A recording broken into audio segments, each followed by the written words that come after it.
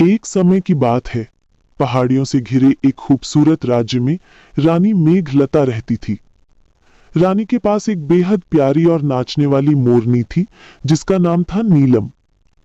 नीलम सिर्फ रानी की पालतू नहीं थी, बल्कि पूरे राज्य की शान थी।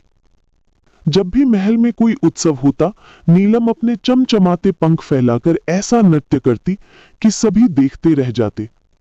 रानी अपनी मोरनी से बहुत प्यार करती थी।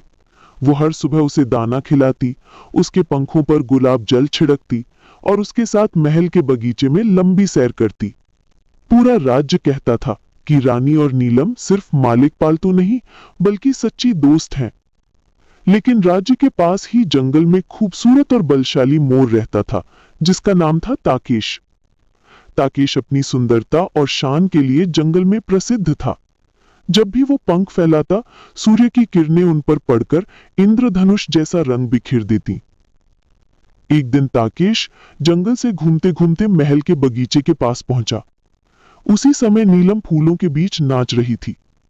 उसकी नृत्य भरी चाल देखकर ताकेश चकित रह गया। उसने अपने पंख फैलाए और नीलम के सामने धीमे धीमे घूमते हुए नृत्य करने लगा।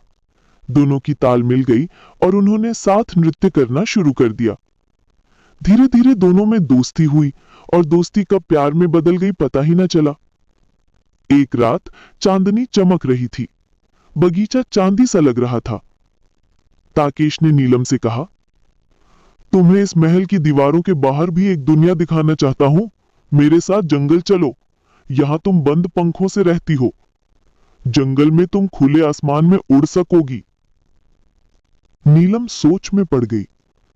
वो रानी को भी बहुत चाहती थी, लेकिन ताकेश की बातों में एक सच्चाई थी।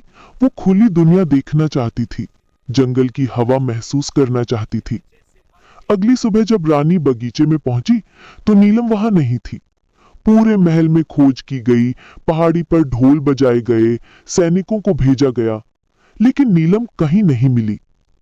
तभी जंगल से एक चरवाहे ने आकर खबर दी, रानी साहिबा, आपकी मोरनी को जंगल वाला मोर ले गया। रानी ये सुनकर पहले घबरा गई, फिर मुस्कुराने लगी। उसे समझ आ गया था कि नीलम अब बड़ी हो गई है और हर किसी को अपनी दुनिया खोजने का अधिकार है। उसने सैनिकों को रोक दिया और बोली, उसे रहने दो, वो खुशी से गई है।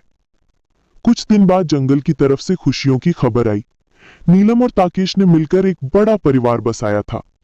वो दोनों जंगल में राजा रानी की तरह रहते थे और उनके बच्चे भी इंद्रधनुष जैसे पंखों वाले थे। रानी कभी कभी महल की छत पर खड़ी होकर जंगल की ओर देखती और मुस्कुरा देती। उसे पता था कि उसकी नीलम जहां भी है, खुश है।